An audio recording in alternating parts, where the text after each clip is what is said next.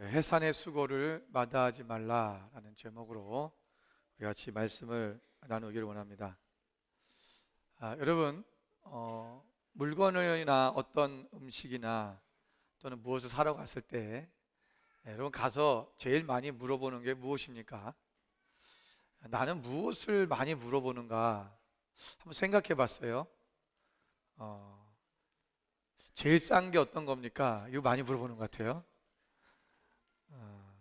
우리가 어떤 물건을 살 때 어떤 사람은 뭔가 최신형이 어떤 겁니까? 가장 고급스러운 게 어떤 겁니까? 어떤 사람은 가장 비싼 게 어떤 겁니까?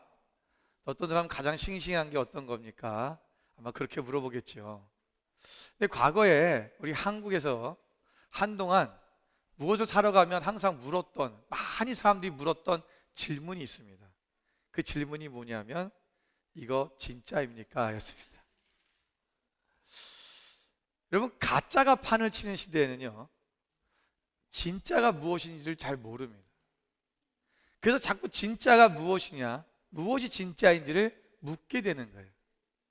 다 진짜고 다 정직하면 그 물어볼 필요가 없는 거예요. 그런데 가짜가 많다 보니까 자꾸 진짜입니까? 라고 물어보는 거죠. 오늘날 교회가 많은 크리스찬들이 이 땅에 살고 있는데도 불구하고 정말 당신 진짜 크리스찬입니까? 라고 물어보게 된다는 것입니다. 여러분, 과거의 크리스찬들은 예수를 믿는다 그러면 나 예수님을 믿어요, 나 크리스찬이야 라고 말한다면 사람들은 그들을 믿어줬어요.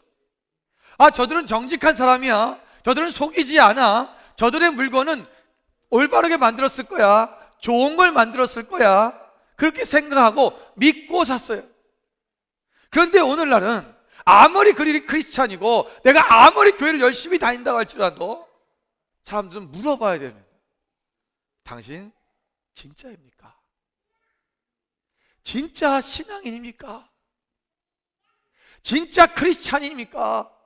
진짜 믿음을 가지고 있습니까?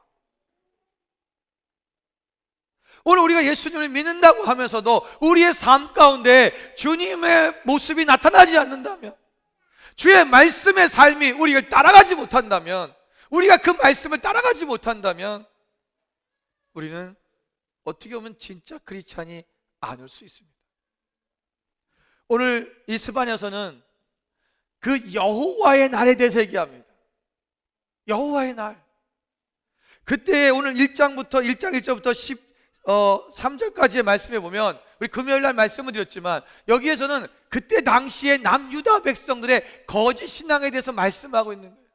너희들에게 왜 멸망이 와야 되고 여호와의 날에 심판이 와야 되느냐, 그때가 왜 필요한지, 오늘 너희들이 잘못된 신앙, 거짓 신앙에 빠졌기 때문에 그것을 다 물갈이 시켜야 되기 때문에 하나님께서 70년이라고 하는 바벨론의 포로의 삶, 그들의 영적 샤워의 시간이 필요했기 때문에 그들의 나라가 멸망하게 된 것입니다. 오늘 우리가 이 거짓 신앙들, 가짜적인 신앙들, 이런 것들을 다 벗어버리고 우리가 온전히 하나님 안에서 정말 주님이 원하시는 그 진짜 신앙을 찾아갈 수 있는 여러분 되시기를 주님으로 축원을 드립니다. 여러분, 출산을 앞둔 산모들은 하루가 다르게 배가 불러오는 것을 봅니다. 여러분, 점점 그 출산 날이 가까울 때에 두 가지의 감정이 교차하죠. 첫 번째 감정은 자기의 아기를 본다고 하는 그 기대감이 있습니다. 설렘이 있지요. 출산에 대한 기쁨이 있습니다. 그러나 반면에 그 출산의 고통에 대한 두려움이 엄습해 옵니다. 여러분, 기쁨의 날이고 좋은 날인데 불구하고 고통의 날이 된 두려움도 같이 온다는 것입니다. 여러분, 출산을 앞둔 산모들은 그 과정을 반드시 거쳐야 한다는 것을 운명처럼 알고 있습니다. 이 고통의 순간들, 이것을 감수하지 않으면 우린 기쁨의 순간이 우리 가운데 오지 않습니다. 오늘 유다 백성들에게는 운명적인 한 말을 하나님께서 지금 주신 거예요. 그게 뭐냐 하면 여호와의 날입니다. 오늘 이 여호와의 날은 어떻게 보면 기쁜 날이기도 합니다. 왜? 하나님의 역사가 일어나는 날이기 때문에, 하나님의 약속이 성취되는 날이기 때문에. 그런데 오늘 하나님을 떠났던 유다의 백성들에게는 이 날이 두려운 날이 될 거라는 것입니다. 여러분, 하나님의 여호와의 날이 임했을 때 우리가 두려움으로 맞이하겠습니까? 아니면 기쁨으로 맞이하겠냐는 것입니다. 마치 해산의 고통을 경험한 여인에게 희망과 기쁨이 찾아오듯이 이들에도 새로운 소망이 찾아오기를 원하는 것입니다. 원래 하나님께서 이 여호와의 날, 이것을 주신 이유는 뭐냐 하면, 그들이 하나님 앞에 다시금 새로운 모습이 돼서 예루살렘이 다시 새롭게 회복돼서 오늘 그곳에 기쁨이 임하기를 원하는 것이었습니다. 그러나 그 기쁨을 맛보기 이전에 많은 사람들이 고통의 순간 가운데 들어가게 된 것이죠. 포로가 된다는 것, 또 나라가 망한다는 것, 고통의 순간입니다. 그러나 그 고통의 순간을 참고 이겨내며 끝까지 믿음을 지켜 하나님 앞에 나아가는 자에게는, 말씀대로 순종하는 자에게는 반드시 예루살렘의 회복을 보게 된다는 것입니다. 오늘 우리가 이 엄청난 해산의 고통을 겪어야 새로운 생명을 품에 안을 수 있듯이, 그리스도인들은 오늘 세상 사람들처럼 마음대로 살지 못하는 고통을 겪고 있는 것입니다. 여러분, 우리 그리스도인들이 이 땅에서 내가 세상 사람들과 똑같은 삶, 그들이 하는 모든 것을 하고 싶은 대로 살아가는 것이 아닙니다. 그렇다면 우리는 세상에서 그대로 그들과 함께 멸망하게 될 것입니다. 오늘 우리가 이 세상에서 내 마음대로 살지 못하는 고통을 인내하고 힘써 주님 앞에 기도하고 수고를 감수해야 됩니다. 여러분, 만일 오늘 우리가 기도하기 싫어하고 모이기를 게을리한다면, 그리고 세상과 타협한다면 우리도 유다 백성들처럼 어둡고 캄캄한 여호와의 날을 맞이하게 될 것입니다. 우리가 이 여호와의 날을 축복으로 맞이하려면 어떻게 해야 되는가? 오늘 본문의 말씀을 통해서 우리가 세 가지를 말씀드리려고 하는 것입니다. 그 첫 번째는 여호와의 날이 다가오고 있음을 깨달아야 합니다. 여러분, 오늘 우리가 출산을 앞둔 산모는요, 정확한 출산의 시간은 알지 못하지만 언제쯤에 출산할 것을 알죠. 우리 10달이라는 시간을 우리가 알고 있고, 그런 10달이 지나지만, 그러나 우리가 며칠 날 몇 시에 이 아기가 나올 거는 아무도 몰라요. 그러나 그 배가 점점 불을 넣으면서 달이 점점 차오르면서 우리는 무엇이면, 이제 출산의 때가 가까웠다는 것을 알 수 있습니다. 여기 유다 백성들은 예루살렘의 멸망이 다가오고 있는데도 전혀 긴장하지 않는 거예요. 오늘 하나님께서 오늘 이들에게 지금 그때가 오고 있다는 것을 말씀하고 있는데 그들은 아무런 준비도 하지 않고 있다는 것입니다. 여러분, 세상이 멸망하는 그때 항상 일어났던 징조들이 있어요. 여러분, 노아의 홍수 때, 소돔과 고모라의 때, 여러분, 그때 시대가 멸망하고 나라가 멸망하는 그때마다 항상 일어났다는 것이 뭐냐면은 죄악이 관영했다는 것입니다. 여러분, 소돔과 고모라 때는요, 이 동성애가 아주 극도로 팽창해 있었어요. 사사시대도 또 보면은 그 사사시대 안에도 여러분 그 동성애가 얼마나 만연되어 있는지, 동네 사람들이 찾아와서 그 집에 찾아온 남자를 내놓으라고 그렇게 아우성을 치는 정도로 그렇게 죄악이 관영했다는 것입니다. 어떤 제국이 멸망할 때, 여러분 로마 제국이 멸망할 때 마찬가지입니다. 여러분, 중세시대가 멸망하고 망하기 시작할 때 항상 보면 이 죄악, 특히 동성애에 대한 죄악이 아주 만연해졌을 때 그 시대가 마감되는 거예요. 여러분, 오늘날 이 시대를 보십시오. 지금 어떻게 가고 있는지. 여러분, 성경에 나와 있는 그런 모습들처럼 여러분, 남자들과 관계를 맺겠다고 그 동네에 찾아온 사람에 쫓아가서 막 내놓으라고 겁탈하고 강간하는, 여러분, 아직까지는 동성애적으로 강간이란 말이 없어요. 그런 게 드러나 있지 않고요, 그런 게 범죄가 나타나 있는 적이 없어요. 그죠? 남자가 여자를 강간하는 것, 이런 범죄는 굉장히 많습니다. 여러분, 멀지 않았습니다. 멀지 않았습니다. 남자가 남자를 강간하고 여자가 여자를 강간하는 시대가 옵니다. 이게 사회 이슈가 될 겁니다.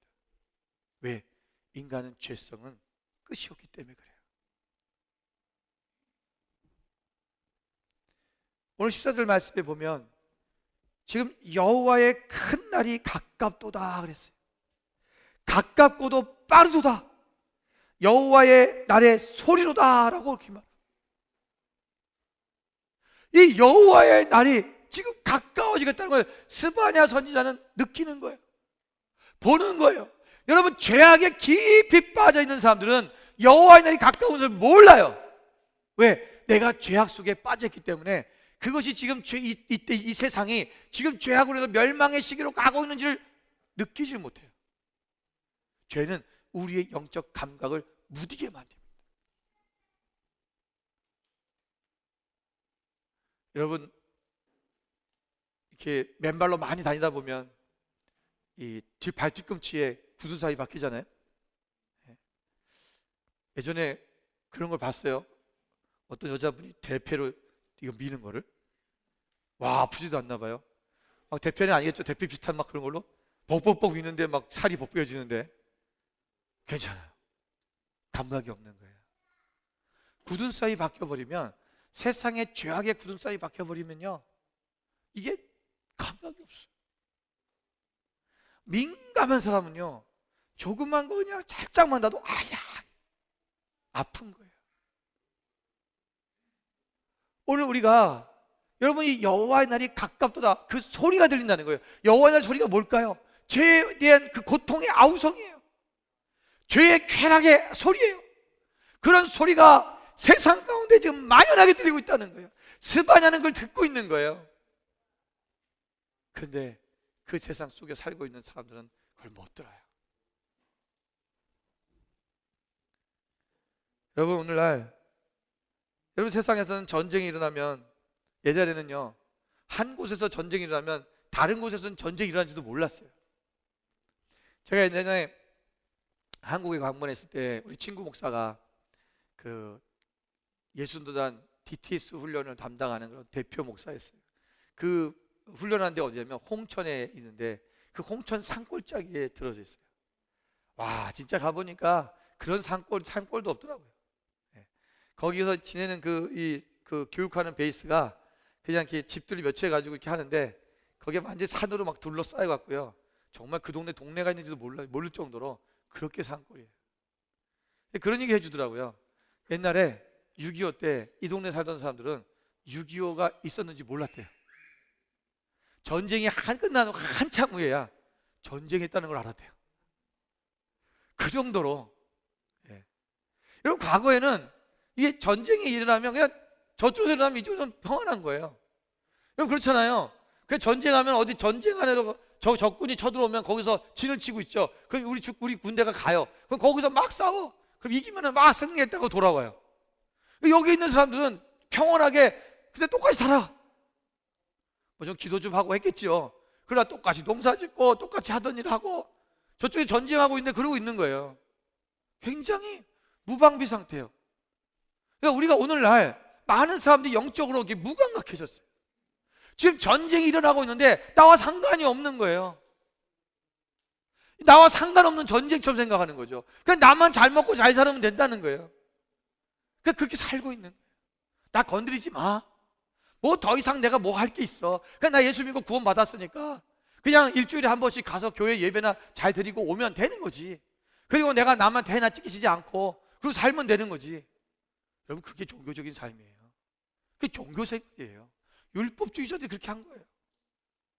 남한테 해 끼치지 않고. 왜? 하지 마라, 하지 마라, 하지 마라. 안 했다는 거예요. 예수님께서 그래, 너 안 했어? 잘했어. 근데 너 가지고 있는 거 다 팔아서 가난하게 나눠줘. 그건 못 하겠다는 거예요. 사랑하지 않는 거예요. 하지 않은 것만 아는 것뿐이지, 그들에게 해를 끼치지만 않은 거지, 사랑하지 않았다는 거, 그게 믿음 안에 말씀 안에 살지 못한 거예요. 오늘 우리가 진짜 신앙은 뭐냐? 말씀대로 사는 거예요.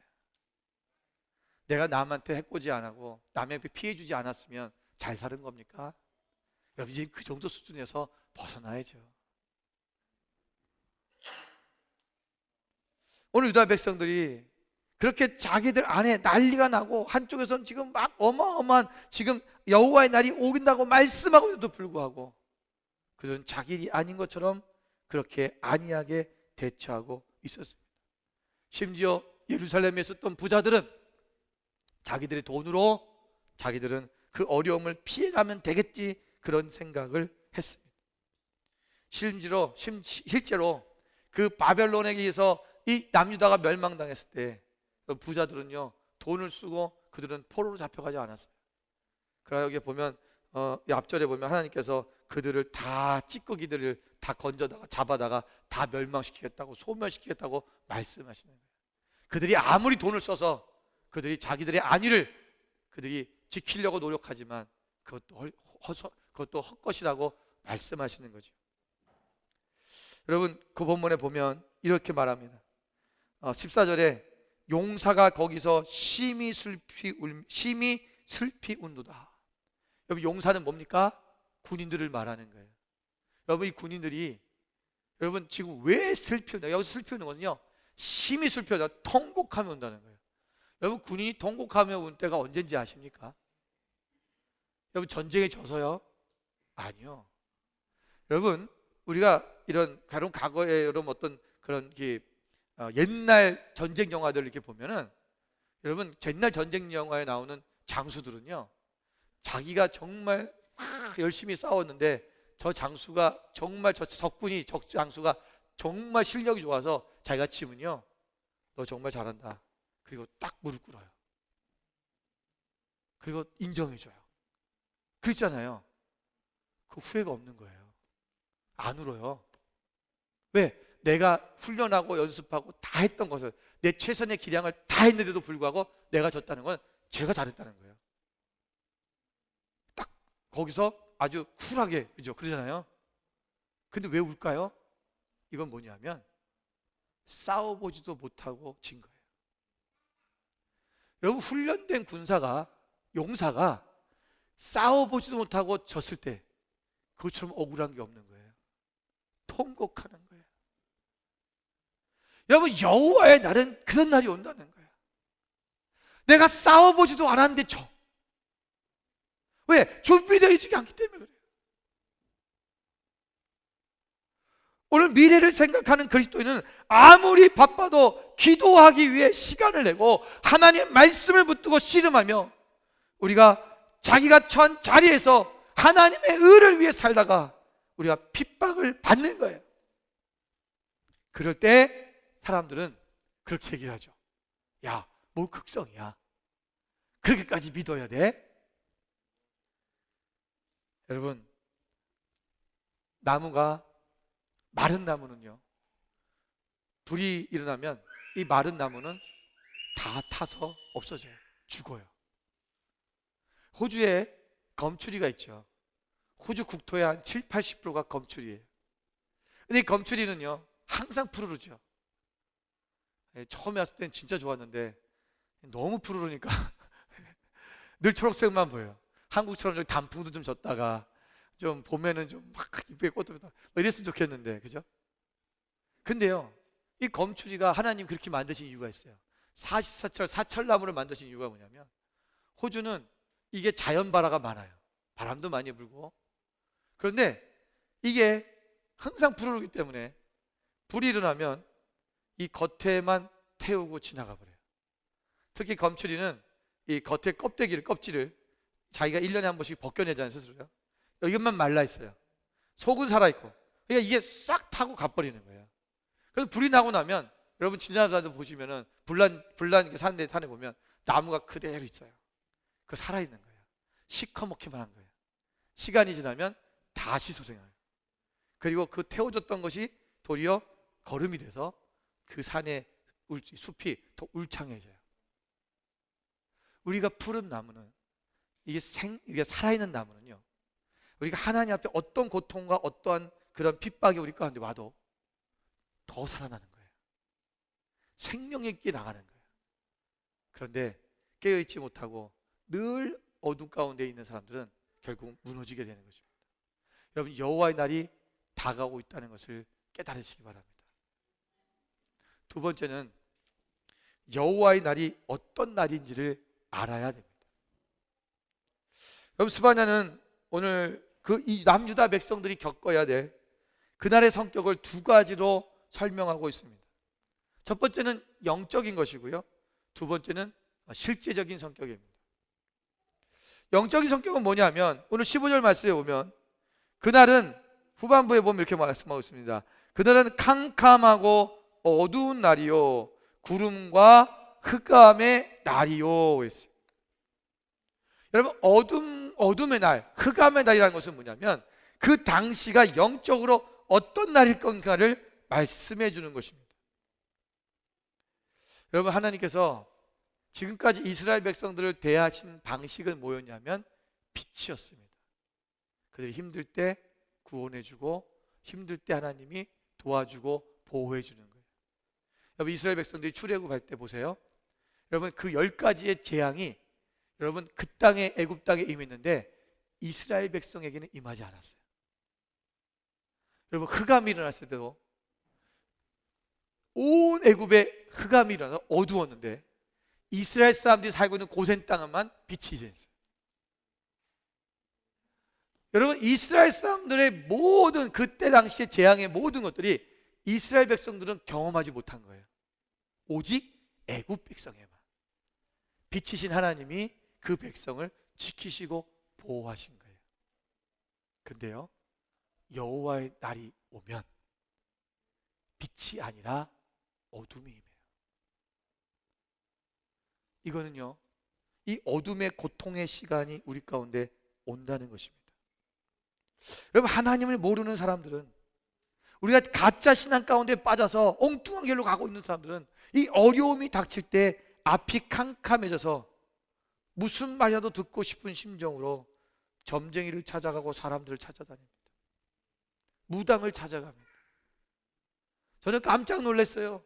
한국에서 많은 크리스찬들이 점쟁이를 찾아다닌다는 거예요. 실제예요.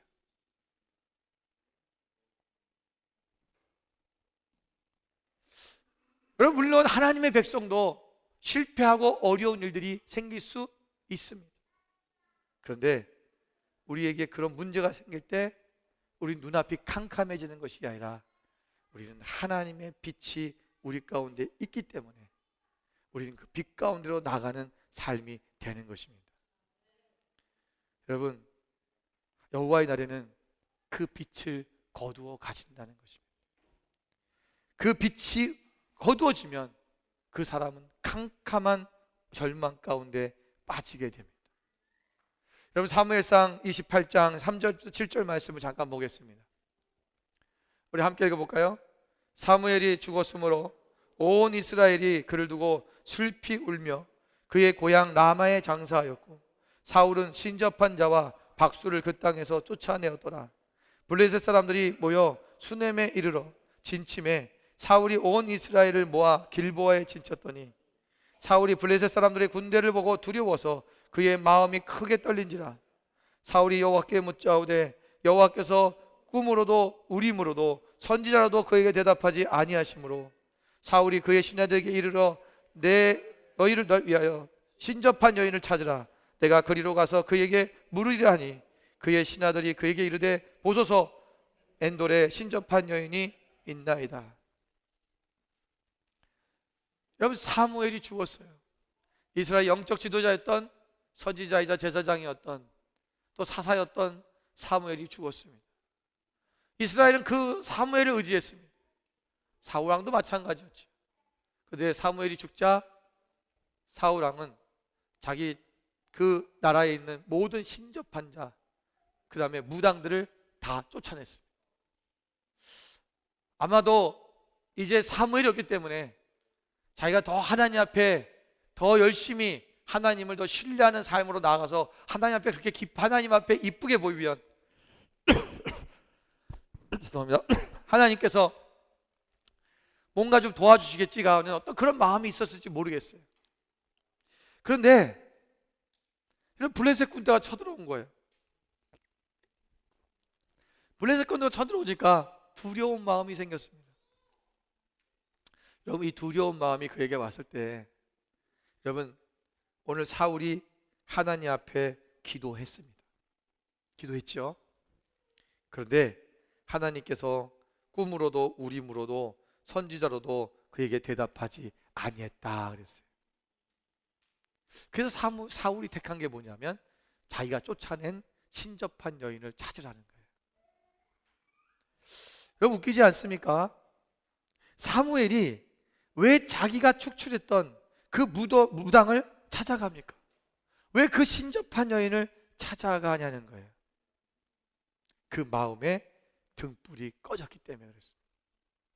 하나님께서 사울이 하나님 앞에 불순종했을 때 내 촛대를 내가 옮겨버리겠다 그랬어요. 그게 뭐냐면 그 안에 빛이 없어지는 거예요. 무서운 겁니다. 하나님의 빛이 내 안에서 사라지게 한다는 것. 아, 목사님, 근데 사울이 기도하지 않았습니까? 하나님께 기도 먼저 했는데 왜 하나님 응답하지 않아서, 그래서 사울이 그 신접한 여인을 찾아간 거 아닌가요? 저도 하나님 앞에 기도했는데 응답이 없길래 내가 사람 찾아가고, 내가 기도해도 응답이 없길래 내 생각대로 했는데요. 하나님 응답하지 않으신 게 하나님 잘못 아닙니까? 왜 하나님 그때는 어디 가시고 나한테 응답하지 않으셨냐고 그렇게 얘기하시는 분들이 있어요.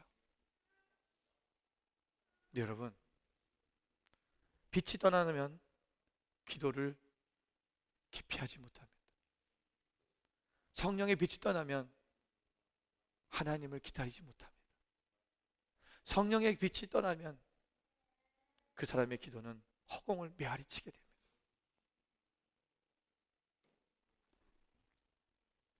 오늘 내가 하나님 앞에 주님이 말씀하실 때까지 기다렸어야죠.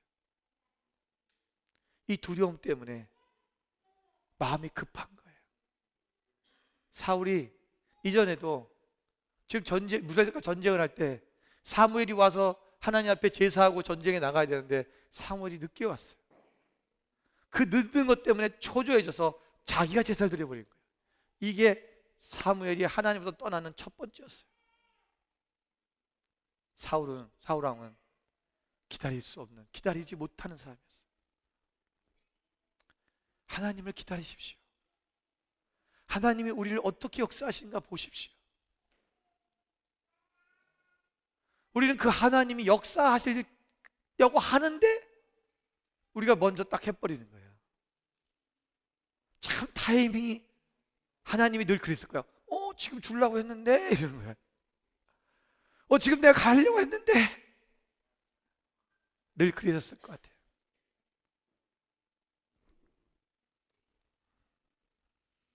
은혜의 빛이 사라지면 말할 수 없는 두려움이 몰려와서 정상적인 분별력을 잃어버립니다. 그리고 우왕좌왕하다가 내 생각대로 내 마음대로 하다가 망하게 되는 거예요. 여러분, 이 은혜를 잃고 분노에 사로잡히는 상태는 곧 실제적인 위기로 우리에게 찾아오기 시작합니다.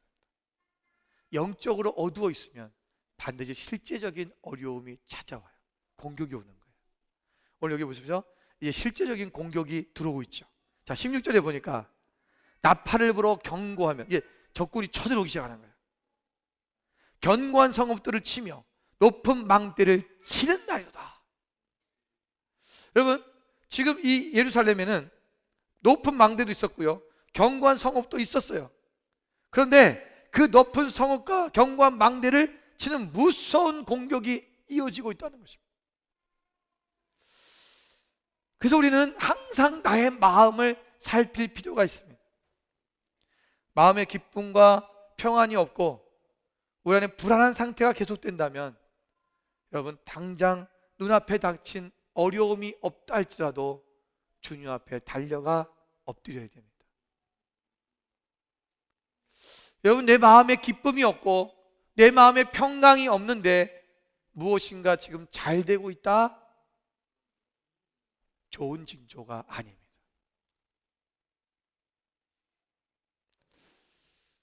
우리가 하나님 앞에 내가 기도하지 아니하면 어떤 일이 딱 닥쳤을 때 이 응답인 줄 몰라요.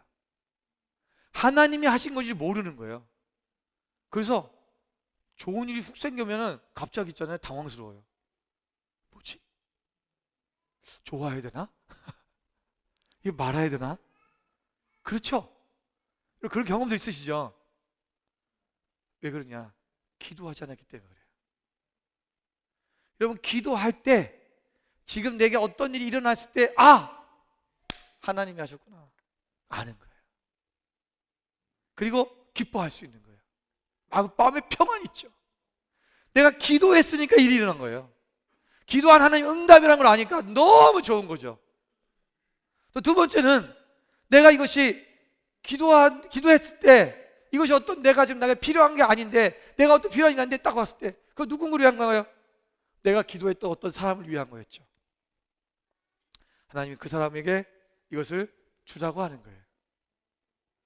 갑자기 어느 날 나에게 만불이 툭 떨어졌어요. 이거 하나님 왜 주셨지?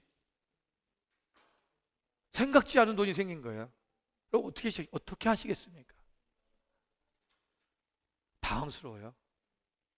기도하지 않았는데 지금 또 내가 만불이 막 필요한 것도 아니었는데 뭐 돈이 있으면 더 좋은 거죠. 그래서 툭 생기면요, 있으면 더 좋은 그 일을 해요. 내가 누리고 싶었던 것들, 좋은 거 먹고 좋은 거 사고 내 육신의 쾌락을 위해 썼어요. 그런데 기도한 사람은 그것이 왜 왔는지를 알아요. 하나님이 어디다 쓰라고 하신지를 알고 있어요. 그래서 정확히 하나님 원하시는 그곳에 흘려보낼 수 있고 정확히 하나님 원하시는 그 일을 위해 사용되어지는 거예요. 여러분, 하나님이 100억 줬으면 좋겠죠. 여러분, 100억 받으시면 뭐 할 것 같아요? 지금은 속으로 그래요. 내가 100억만 들어오면 교회 줘야지. 지금 내가 10불의 건축원금도 안 하는데 100억씩 생기면 여러분 절대 건축원금 안 합니다. 마음이 없는 거예요. 마음이 있는 사람은 지금부터 10불씩 하는 거예요. 그런 사람 하나님 100억 주시면요, 교회 줘요. 오늘 우리의 마음을 지키는 것 굉장히 중요합니다. 어떻게 지킬 것이냐? 행함으로 지키는 거예요. 마음으로 내가 하나님 나라 위해서 쓸 거예요. 내가 이렇게 하나님 나라에 살 거예요.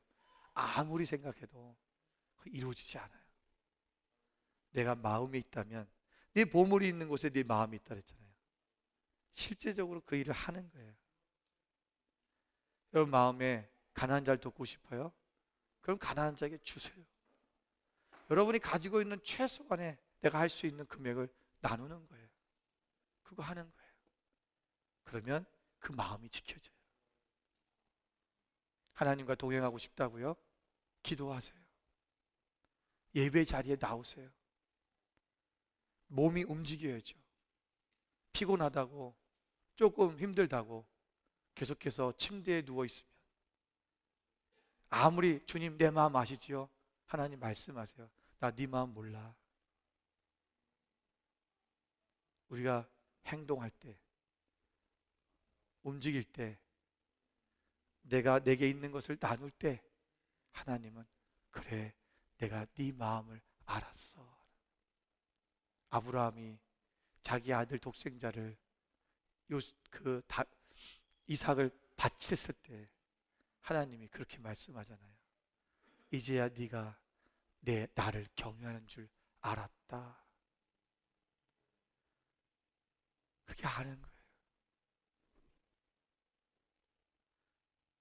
오늘 우리의 마음에 여러분, 내가 기쁨도 없고 지금 감격도 없고 평안도 없는데 좋은 일이 생겼다.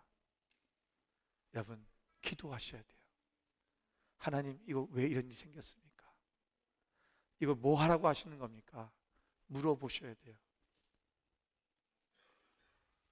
견고한 성읍, 높은 망대가 있었다는 것은 예루살렘 성에도 나름대로 전쟁에 대비하고 있었던 것 같습니다. 그러나 하나님이 진노하시는 그 여호와의 날에는 이것도 아무 소용이 없다는 거예요.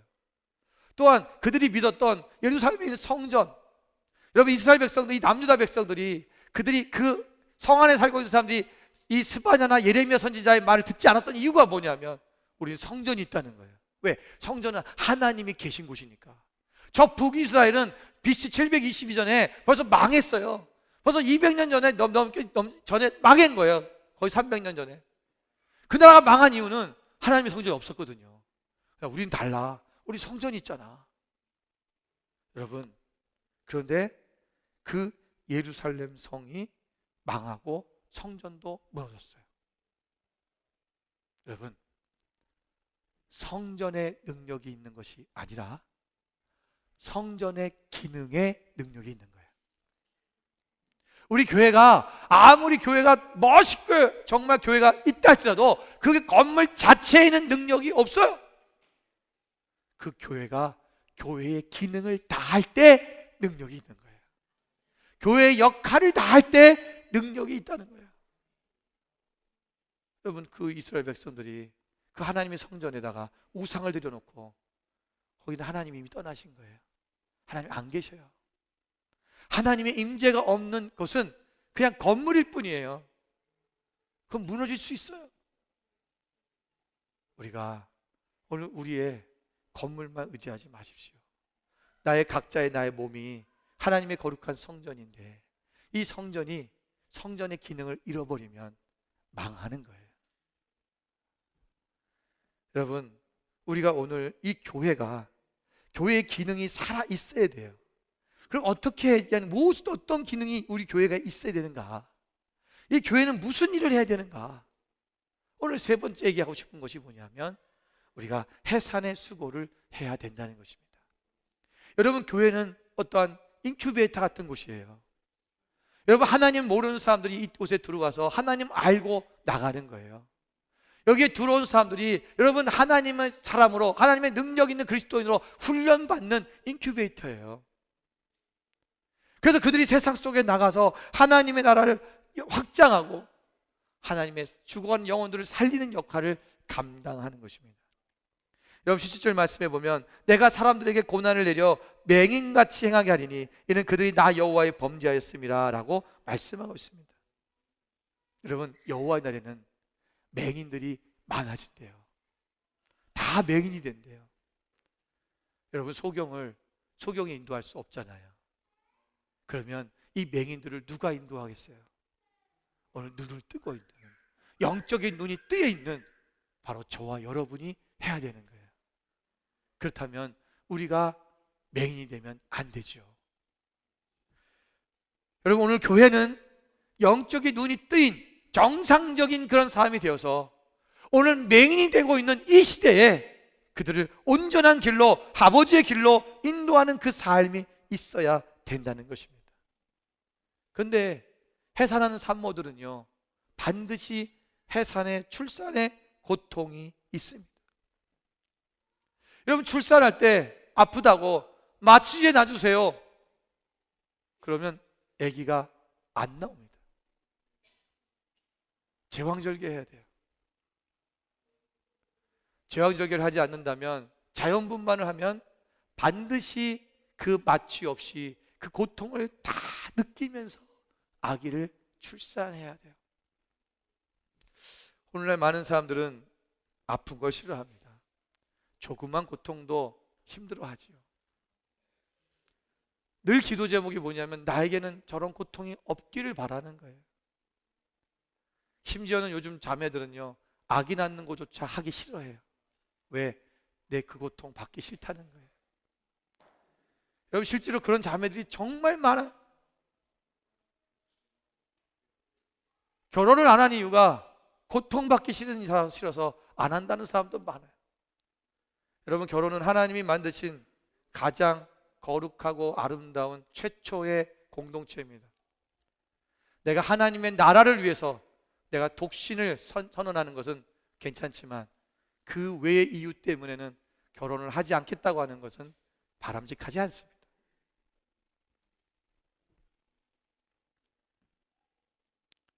여러분, 해산하는 고통, 이게 뭡니까? 오늘 우리가 생명을 낳아야 된다는 것입니다. 오늘 교회가 생명을 낳지 못한다면 그 교회는 죽은 교회입니다. 불임된 교회, 이거야말로 가장 심각한 교회의 모습입니다. 여러분, 사도 바울은 디모데후서 2장 9절에 이렇게 말씀하고 있습니다. 복음을 인하여 내가 죄인과 같이 매이는 데까지 고난을 받았으나 하나님의 말씀은 매이지 아니하니라. 무슨 말이냐면, 내가 복음을 들어서 내가 죄인처럼 내가 이제는 뭐요? 내가 이 복음 안에 완전히 매여 있다. 나는 이제 죄 가운데 살지 않겠다라는 거예요.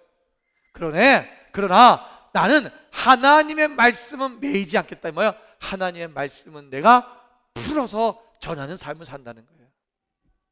여러분, 우리가 주님 안에 말씀 안에서 나 갇혀 있으면 안 돼요.